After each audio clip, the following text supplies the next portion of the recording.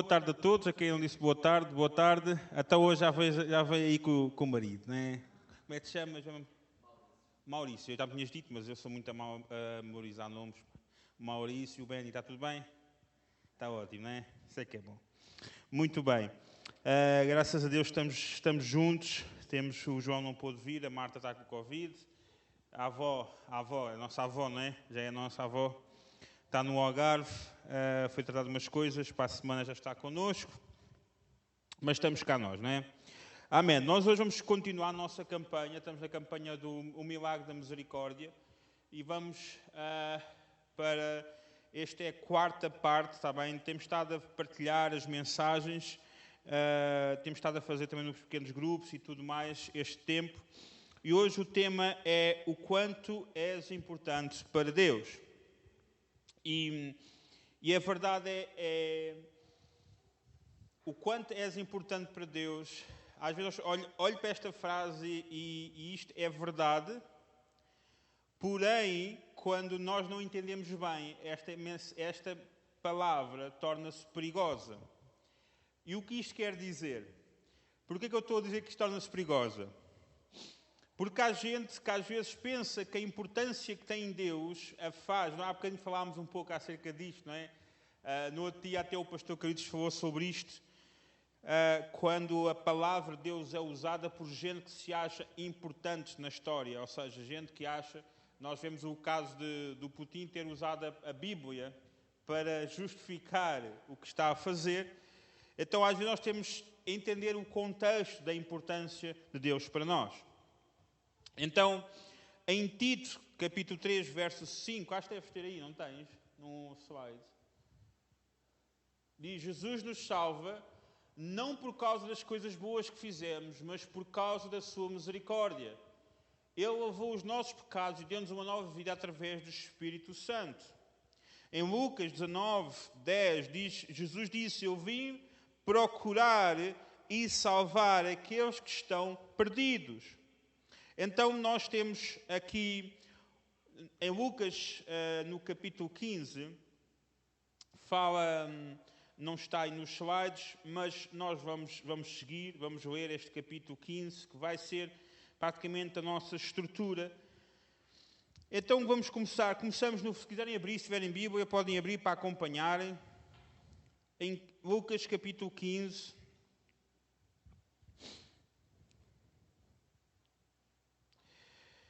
Lucas 15, no verso 1,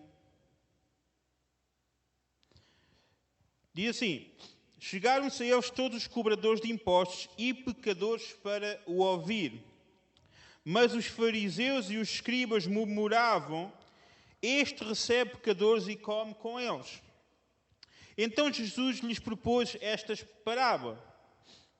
Que homem dentre vós, tendo 100 ovelhas e podendo umas delas, não deixa no deserto as 99 e não vai após a perdida até achá-la? Eu quero aqui, em primeiro lugar, explicar-vos alguma coisa, porque quando nós olhamos para esta parábola, pensamos, ok, a ovelha perdida, Jesus deixou as outras no deserto. Eu gosto de exprimir um pouco mais estes contextos. E é interessante que o pastor aqui deixou as 99 ovelhas. Aonde é que ele deixou? Num pasto verde? Não. Qual é a característica do deserto? Seco, não há nada, não tens para onde ir. O que isto quer dizer? As 99 ovelhas nunca se iriam separar, porque elas estavam num lugar onde não havia nada que as levasse a separar. Porque no deserto não há nada. E às vezes pensei, mas o que isto tem a ver? Tem muito a ver porque nós pensamos assim, ele podia ter ido deixar as ovelhas em lugares distantes, em lugares com mais coisas. Mas tem um pouco a ver, eu ponho no lugar da ovelha. A Bíblia fala que Deus, fala muito do deserto. Deus levou Jesus para o deserto. A Bíblia fala de Oseias, quando diz... Quando é quase como se eu vou levá-lo para o deserto, a mulher, que ele está a falar do povo também, uma imagem figurativa ao povo de Israel, mas quando nós vemos tudo isso, o povo foi para o deserto, há um contexto no deserto. não é? Ele perdeu uma ovelha, deixou os outros no deserto. Deus levou o povo do Egito para o deserto. Deus levou Jesus para o deserto. Então é interessante. Isto é só para dar-vos um pouco do contexto, de trazer um pouco mais valor à mensagem. Muitas vezes, o facto de estarmos num deserto na nossa vida, onde parece que temos pouco, não quer dizer que Deus nos abandonou. Mas o deserto nos vai capacitar e trazer maturidade à nossa vida. Aquelas ovelhas estavam sem o seu pastor, que o seu pastor ausentou-se para ir por trás de outra. Mas elas não estavam perdidas, elas não estavam sem pastor. Porque no deserto elas estavam a ser moldadas no seu coração. Às vezes nós só pomos a mente na ovelha que estava perdida. Mas aquelas ovelhas estavam também a ser ensinadas. Estavam a ser ensinadas de que num deserto mais vale estarmos todos juntos do que afastados. Num deserto mais vale estarmos perto uns dos outros do que afastados. Num deserto juntos vivemos melhor. Então, quando nós olhamos para a nossa vida, à nossa volta, às vezes eu faço esta analogia, às vezes parece que estamos num deserto, mesmo rodeados de tanta coisa, mas às vezes parece que nada nos sacia. Mas a presença do nosso pastor, do nosso Jesus, ela nos sacia. Então, vocês terem um pouco deste sentido. Então, ovelha perdida, temos uma ovelha perdida que o seu pastor foi atrás dela. Vamos avançando, verso 8. Ou qual mulher que tendo 10 dracmas, se perder uma, não acende a candeia, varre a casa e a busca com diligência até achá-la. E quando a encontra, convoca as amigas e vizinhas, dizendo: alegrai-vos comigo, achei a dracma perdida. Assim vos digo que há alegria diante dos anjos de Deus por um pecador que se arrepende. Então, temos duas situações aqui. Temos a ovelha perdida e temos a moeda perdida. O que acontece quando, em primeiro lugar, há uma postura de diligência, de esforço. É por isso que quando a nossa vida está em Jesus, uma das coisas que acontece no nosso coração e tem de arder cá dentro é: eu quero ver mais gente salva por Jesus. Porque nós olhamos, os nossos colegas do trabalho estão perdidos, familiares nossos estão perdidos, eles precisam de encontrar Jesus. E nós temos essa missão. E temos de ser diligentes nisso. Temos de dar o nosso melhor. Para que possamos encontrar vida e esperança. Para que eles possam encontrar vida e esperança. Depois há uma terceira parábola. Verso 11. Diz assim: Jesus continuou: certo homem tinha 2 filhos. O mais moço deles disse ao pai: pai, dá-me parte dos bens que me pertence. E o pai repartiu os bens entre os 2. Poucos dias depois, o filho mais novo, ajuntando tudo, partiu para uma terra longínqua. E ali desperdiçou os seus bens, vivendo dissolutamente. Tendo ele gasto tudo, houve naquela terra uma grande fome e começou a padecer necessidades. Então ele foi e se chegou a um dos cidadãos daquela terra, o qual o mandou para os seus campos e apacentar porcos. Ele desejava encher o estômago com as alfarrobas que os porcos comiam, mas ninguém lhe dava nada. Então, caindo em si, disse: quantos trabalhadores do meu pai têm abundância de pão, e eu aqui pereço de fome? Levantar-me-ei e irei ter com o meu pai, e dirá-lhe-ei: pai, pequei contra o céu e perante ti. Já não sou digno de ser chamado teu filho. Faz-me como um dos teus trabalhadores. Então, levantando-se, e foi para o seu pai. Quando ainda estava longe, viu o seu pai, e se moveu na íntima compaixão, e correndo lançou-lhe ao pescoço e o beijou. O filho lhe disse: pai, pequei contra o céu e perante ti. Já não sou digno de ser chamado teu filho. Mas o pai disse aos seus servos: trazei depressa a melhor túnica e vestiu-o com ela, pondo-lhe um anel na mão e sandálias nos pés. Trazei o bezerro cevado, matai-o, comamos e alegremo-nos. Pois este meu filho estava morto e reviveu, tinha-se perdido e foi achado. E começaram a alegrar-se. O filho mais velho estava no campo. Quando voltou e chegou perto de casa, ouviu a música e as danças. Chamando um dos criados, perguntou-lhe o que era aquilo. E ele disse: vem veio o teu irmão e o teu pai matou o bezerro cevado, porque o recebeu são e salvo. Mas ele se indignou e não queria entrar. Então, saindo o pai, instava com ele, mas lhe respondeu a seu pai: olha, sirvo-te há tantos anos, sem nunca transgredir o teu mandamento, e nunca me deste um cabrito para alegrar-me com os meus amigos. Vindo, porém, este teu filho, que desperdiçou os teus bens com meretrizes, tu mandaste matar para ele o bezerro cevado. Respondeu-lhe o pai: filho, tu sempre estás comigo, e todas as minhas coisas são tuas. Mas era justo alegrarmos e folgarmos, porque este teu irmão estava morto e reviveu, estava perdido e foi achado. A terceira, nós vemos que a ovelha perdida, a moeda perdida, e eu não gosto muito do termo filho perdido, mas o filho que se afastou. Porque isto quer dizer, eu sei que a questão do filho perdido, mas na verdade ninguém perdeu o filho. O pai não perdeu o filho. O filho é que se perdeu a si. Então, há aqui algumas características interessantes que nós temos que ter em nota. Primeiro é, a ovelha perdida, a moeda perdida foi que alguém que está perdido, alguém que perdeu-se. Que por uma situação, seja o que for, perdeu-se. O filho, ele ausentou-se por decisão própria. O pai não foi atrás dele. Como o pastor Cristo dizia de manhã, o pai pessoalmente sabia onde estava o filho, o pai pessoalmente sabia onde estava, sabia como ir buscar, mas o pai não foi buscar o filho. Mas o filho voltou. O que é que isto faz-nos pensar? O filho experimentou as coisas boas do pai. E mesmo assim quis deixar o pai. Isto faz-me lembrar muitas vezes gente que conhece Deus, até entrega a sua vida a Deus, mas decide deixar. Decide viver na presença do pai e dos seus irmãos. E muitas vezes nos afastamos. E estamos à espera que Deus nos venha buscar de alguma forma. Então, Deus não te vai buscar, Deus vai com que tu comas com os porcos. A verdade é esta. Às vezes estamos à espera, não, Deus vai fazer uma coisa, vai-me voltar a reconquistar. Não, Deus não te quer reconquistar, Deus já fez tudo, tu experimentaste Deus, tu experimentaste a presença de Deus e tu quiseste te afastar da presença de Deus. Então aquilo que tu tens de fazer é voltar para Deus. Então, lá está, nós entendemos isto.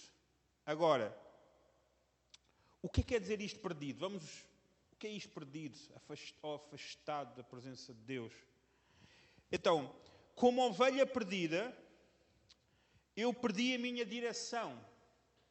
Isaías 53, verso 6, diz: todos nós nos desviámos como ovelhas perdidas, todos nós deixámos o caminho de Deus para seguir os nossos próprios caminhos. Ou seja, da mesma forma, porque é que nós perdemos, quando a ovelha perdida, nós estamos a viver segundo a nossa direção.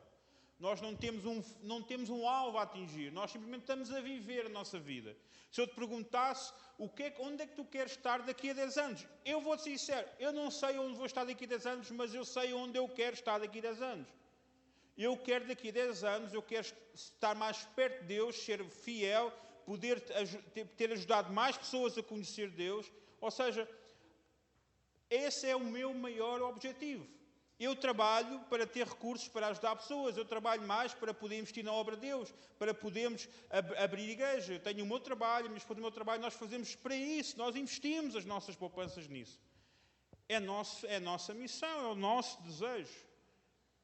Muitos de nós dizem, eu daqui a 10 anos eu quero ter uma casa, ok, não sei o quê. Ok, mas a minha pergunta que eu te faço é, tu estás a pôr os teus focos, os teus objetivos em coisas que são passageiras. Eu no outro dia estava a ver um casal novo da Ucrânia, eles a chorarem porque eles tinham pouco a minha idade e eles disseram, trabalhámos tanto tempo, juntámos dinheiro quase 10 anos e agora comprámos a nossa casa que acabou de ser destruída. E nunca mais vamos voltar para ela. Porque isto vai virar agora, durante anos, terra de ninguém. Então, durante 10 anos, aquele casal focou-se para comprar a sua própria casa e, no momento do outro, a sua casa, pum. todas as suas poupanças, pum, porque gastaram na casa. E a Jonas vai perguntar, para onde vocês vão? Não sei, vamos onde nos derem ajuda. Está certo, nós temos objetivos, nós queremos, planearmos a nossa vida,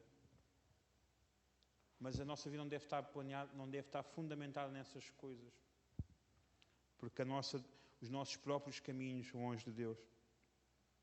Diz, perdi também, quando estou como ovelha perdida, eu perco a proteção de Deus. Zacarias 10, 2 diz, o meu povo está vagando como ovelhas perdidas, sem um pastor para protegê-las e guiá-las. Quando nós estamos protegidos, nós não temos pastor. É por isso que às vezes é triste nós hoje, em 2022, ainda temos de explicar às pessoas, cada vez mais, a importância de ver um pastor numa igreja, o que nós ouvimos um pastor, o que nós colocamos ao pastor, tenho isto.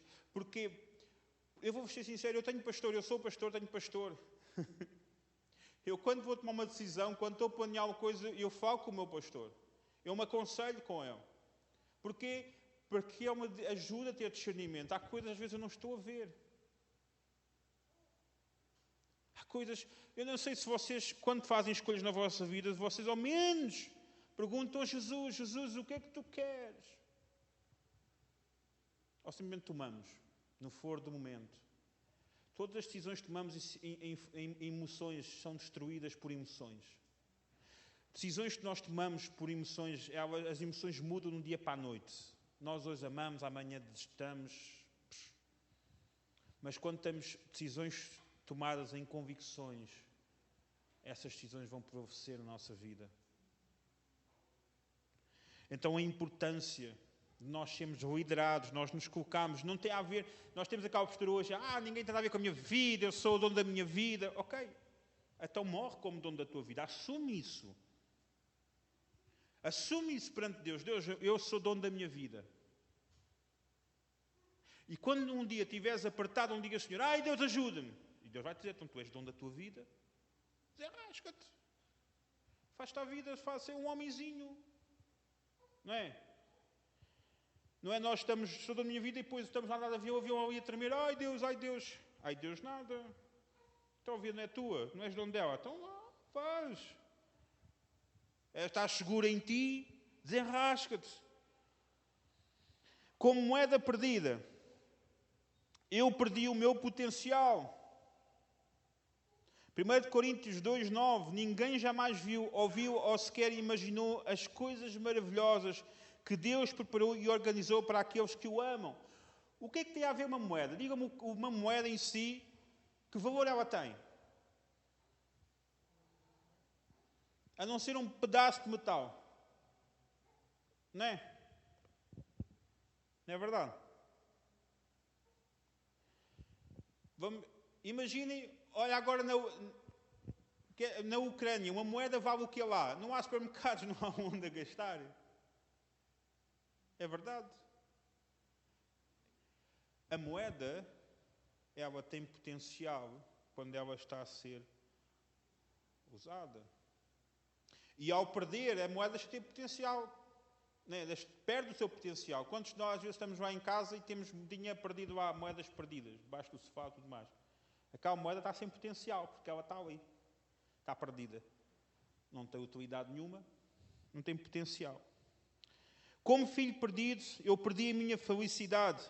No verso 14 de Lucas 15, diz, o filho mais novo desperdiçou tudo o que tinha sido dado e acabou por se sentir miserável e solitário. Então a nossa natureza errante separa-nos de Deus. As nossas circunstâncias podem separar-nos de Deus. As nossas escolhas separam-nos de Deus. Também eu perco a vida eterna. Em Lucas 9, 25 diz que serve o homem ganhar o mundo inteiro se ele perder a sua própria alma. Mas há algo que fica inerente que nós nunca... Quando Deus olha para nós, Ele não vê a nossa miséria, mas Ele vê o nosso potencial, o nosso valor. Porque nós vemos aquela passagem tão conhecida em João 3,6, porque Deus amou o mundo de tal maneira que deu o seu único Filho para que todo aquele que nele crê não pereça, mas tenha a vida eterna. Então, como é que a misericórdia de Deus me salva? Às vezes penso assim, nós somos salvos do quê? Somos salvos do inferno. Não. Isso é maior que salvação. O inferno tu ainda não sabes o quê. Sabes já o que é inferno. Nós temos uma ideia. Mas a verdadeira salvação é nós sermos salvos de nós mesmos. Porque nós somos o nosso maior inimigo. Ainda há uns tempos, eu dava a falar com a minha avó, porque nós tínhamos muitas expressões, né? Muitas expressões do evangélico que não são bem compreendidas. Quando Pedro vem dizer a Jesus, não vais para Jerusalém. E Jesus disse, afasta-te de mim, Satanás. Afasta-te de mim, Satanás. Afasta-te de mim, diabo. A expressão, afasta-te de mim, Satanás. Nós ficamos sempre com aquela ideia que Satanás entrou no corpo de Pedro e usou em Pedro. Mas não é verdade. Satanás significa inimigo. E muitas vezes nós somos inimigos de Cristo e nossos próprios inimigos. E nós precisamos que o nosso inimigo, como já preguei aqui há umas semanas, se renda a Jesus para não dar cabo da nossa vida. Nós somos peritos a dar cabo da nossa vida. Às vezes nós pensamos assim, Senhor, dá-me uma segunda oportunidade. Deus não te quer dar uma segunda oportunidade, porque se Ele te der uma segunda oportunidade, vai estragar na mesma. Eu quero é te dar Cristo. É verdade. Às vezes diz, Senhor, Deus, que Cristo vive em mim. Então é por isso que 1 Timóteo 2,5 diz, Jesus é o único que nos pode levar a Deus. Ele tornou-se humano e entregou-se para nos resgatar a todos. Salmo 50,15 diz, confia em mim os teus momentos de dificuldade, salvar-te-ei e glorificar-me-ás. Há um sentido de eu dizer, não, Senhor, nós por natureza somos maus. Nós por natureza. Eu às vezes, no meu trabalho, falo lá com um colega meu, e às vezes a partilhar algumas coisas, e ele a dizer, deve ser bom fazer as coisas boas, não sei o quê, sentes-te bem por ser boa pessoa. Eu disse, não sou boa pessoa. Eu, não sou boa pessoa. Eu em mim mesmo não sou bom. Eu em mim mesmo gosto de ser egoísta, gosto de pensar em mim mesmo, quero as minhas coisas para mim. Esse é o Tiago. Mas aquilo que é bom em mim é Jesus que faz. Quando nós temos essa percepção, mais fácil nós entendemos, mais fácil nós conhecemos o coração de Deus. Porque nós podemos praticar atos de bondade. É por isso que eu digo que os frutos do Espírito é benignidade e bondade. Porque há pessoas que elas têm atos de bondade. Falando da situação da guerra. Eles passam vídeos dos russos a aumentar a população. É como se, nós estamos a cuidar das pessoas, somos bondosos, estamos a cuidar. Mas não há benignidade ali. Porque eles matam e dão de comer. A benignidade não impede de fazer mal às pessoas. O coração impede de planear o mal, de vingar, de fazer as coisas não, porque é o coração. Quem só pratica bondade hoje faz uma coisa boa, amanhã faz uma coisa má. Tão simples assim. Diz também, a misericórdia de Deus, ela recupera o meu potencial. Em Mateus 11:28 diz, Jesus disse, vinde a mim, todos vós que estáis cansados e exaustos de suportar demasiadas coisas. Aprendei a confiar e a descansar em mim, e recuperareis a vossa vida.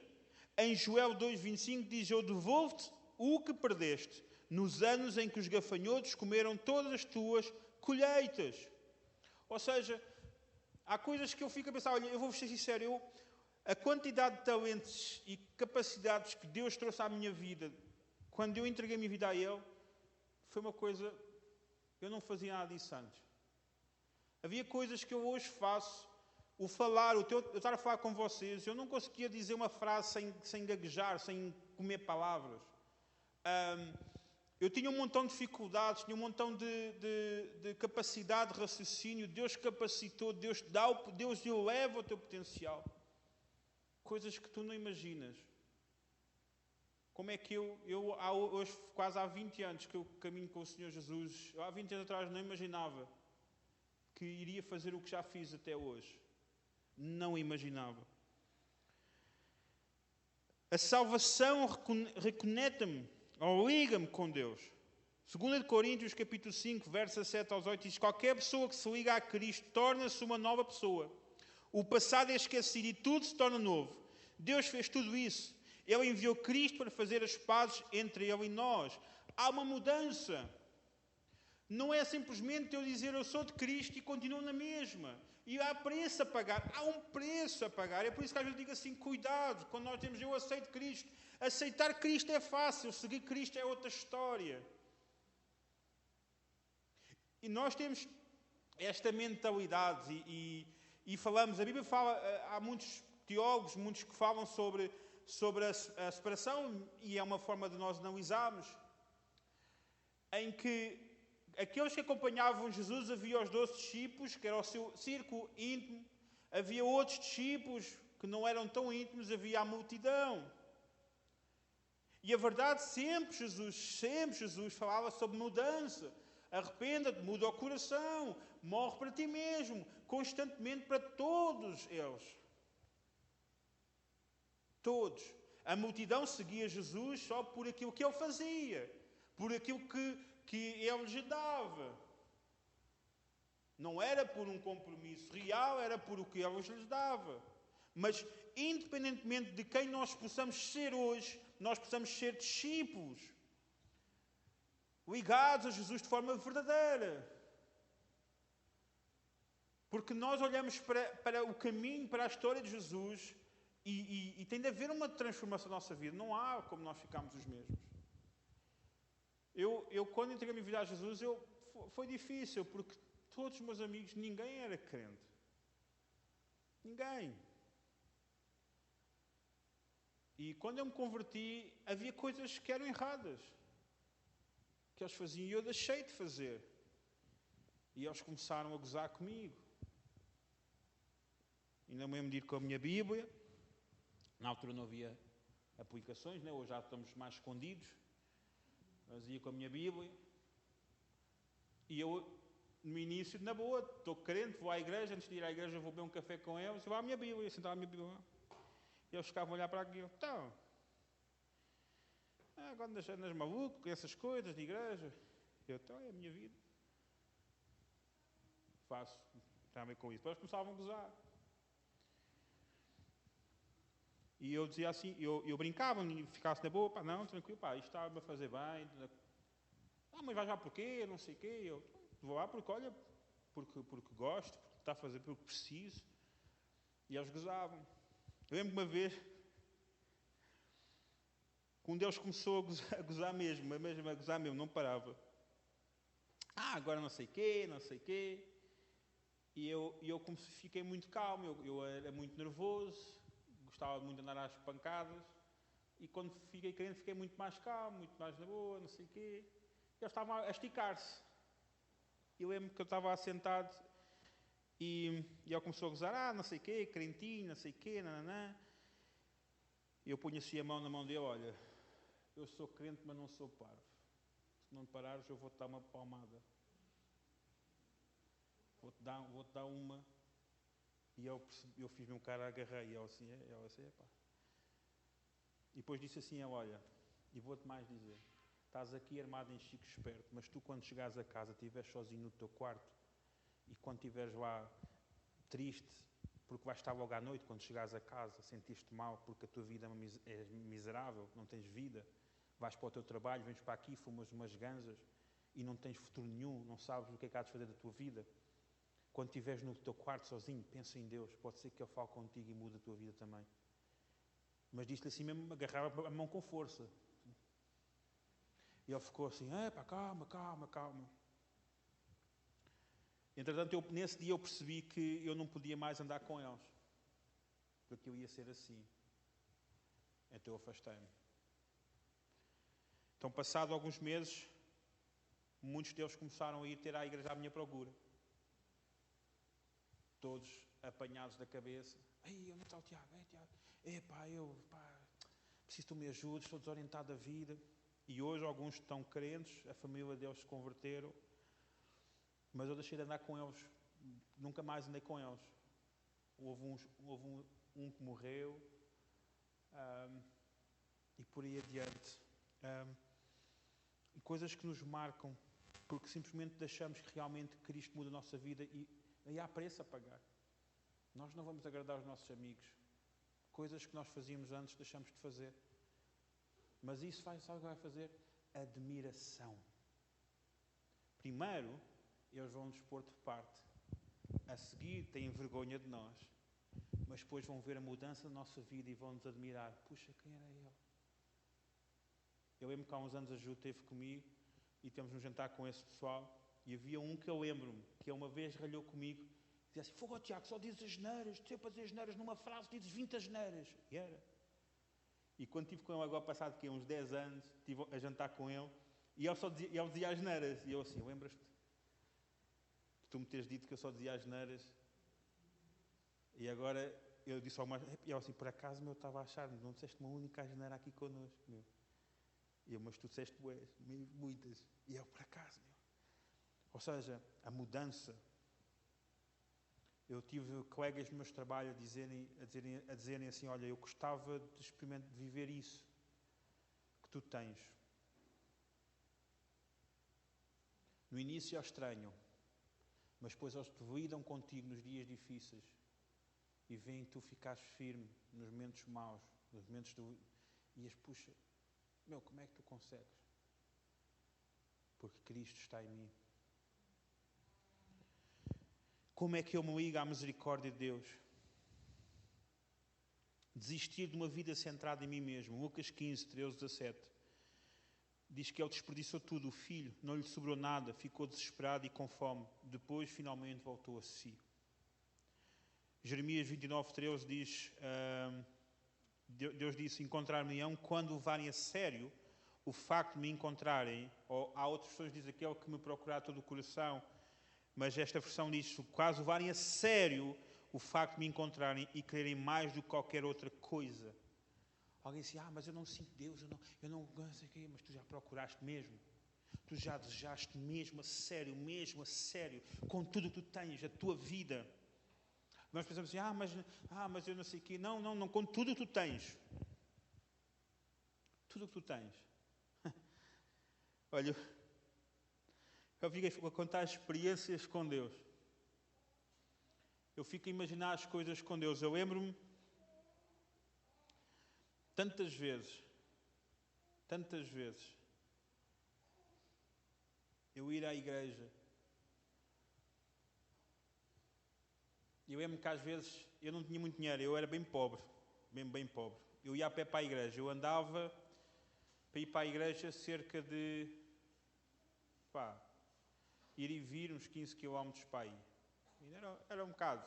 E o meu bairro era perigoso. Uma vez de ir para a igreja fui assaltado. Eu lembro que o dinheiro era muito pouco. Às vezes nem comida tinha em casa para os meus irmãos. Mas lembro-me que Deus sempre cuidou. Sempre supriu de forma tremenda. Lembro-me de experimentar a mão de Deus em coisas coisas tão simples. Eu ia-me estar em casa e dizer assim, Deus, eu quero ir ao café falar de ti, mas não tenho dinheiro para o café. E ninguém vai me ouvir se eu não chegar lá e dizer, olha, vou-te pagar uma bebida. É verdade. Se tu quiseres ter atenção a alguém, diga, olha, vou-te pagar uma bebida, senta-te aí comigo. A pessoa, pelo menos enquanto dura a bebida, ela vai-te ouvir. Então eu lembro, não tinha dinheiro, então punha-me a arrumar o quarto e encontrava 10 euros num casaco. E eu ia todo contente para o café, sentar-me lá com alguém. Olha, vou-te pagar uma bebida, mas tens-me a ouvir. Então ficava lá a falar de Jesus. Lembro-me tantas experiências que às vezes fico assim a dizer, Senhor, porque é que com o caminhar dos anos às vezes nos esquecemos destes momentos simples? Lembro-me de estar na igreja e ver o Deus mexe, uma das coisas que Deus mexe, aliás, é a área onde o nosso coração mostra se realmente Jesus está na nossa vida. É a área mais difícil, é na nossa carteira. É verdade. Enquanto Jesus não manda a nossa carteira, está tudo tramado. Não mandou nem nada. Porque é a parte mais difícil. Se Deus manda a tua carteira, Ele manda em tudo. E eu me estar na igreja, eu tinha 10 euros. E eu precisava desses 10 euros porque os 10 euros eu ia apanhar o comboio. Estava no Instituto de Teologia. E eu tinha 10 euros, que era 5 para o bilhete e 5 euros para eu comer durante a semana. Para eu comprar umas bolachinhas. Eu não tinha mais dinheiro nenhum. Eu assim, tenho 5 euros para pagar o autocarro, para ir, e ficar lá a semana toda, e depois venho de boleia no fim de semana com um colega, e depois logo se vê. E eu ia-me estar no culto, e foi lá, e o pastor a falar assim, vamos levantar a oferta, precisamos muito, estamos a gastar, a passar dificuldades, não sei o quê. E eu a pensar assim, está mal, está nada, não tenho, Deus não tem. E o Espírito Santo começou a mexer no meu coração, dá isso. Dá o teu dinheiro todo. E eu não sei como é que eu vou sair daqui, tenho a minha mochila ali, vou apanhar o autocarro para ir para o Instituto, era um domingo, não dá, não consigo, como é que eu vou a pé?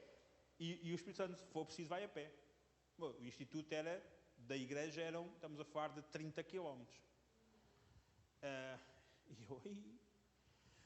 Mas aquilo começou-me a incomodar tanto, que eu disse, ok, pronto, vá. Mas e eu pensei, eu comecei a vir os suores todos, e agora? Aí eu vou caminhar aquilo tudo.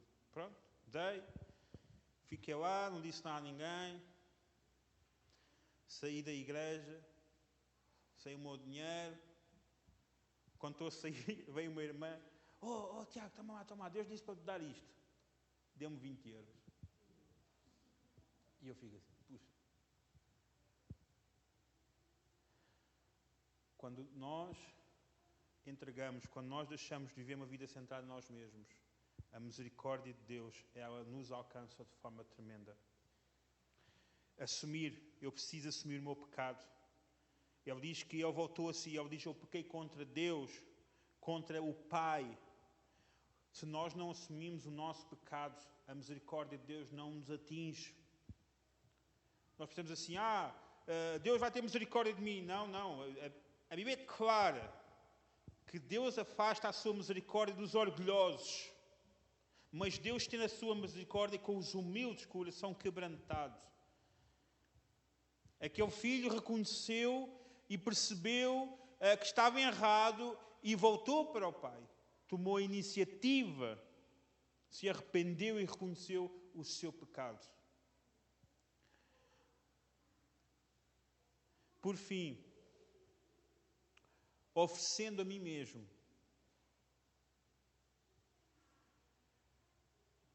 Ou seja, quando ele saiu, ele exigiu o pai a parte dele, e quando ele voltou, ele disse ao pai, faz de mim um criado.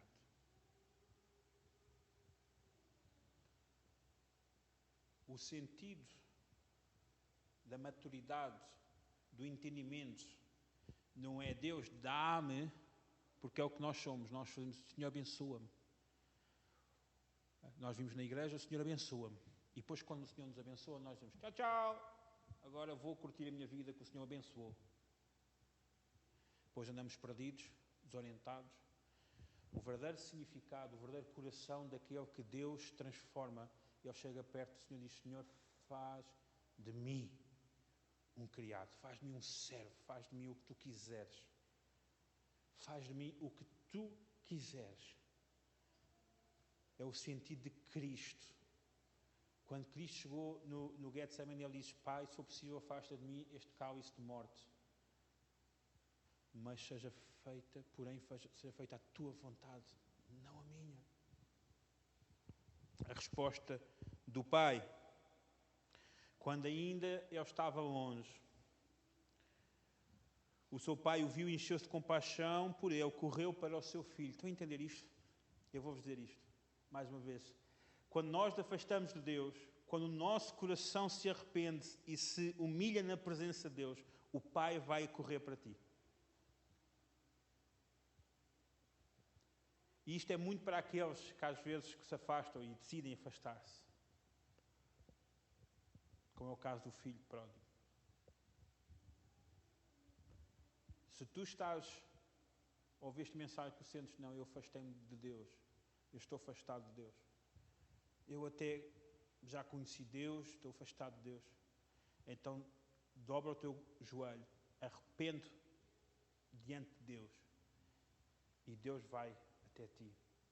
Ele vai usar alguém, Ele vai usar uma circunstância para te abraçar e mostrar o quão importante tu és para Ele.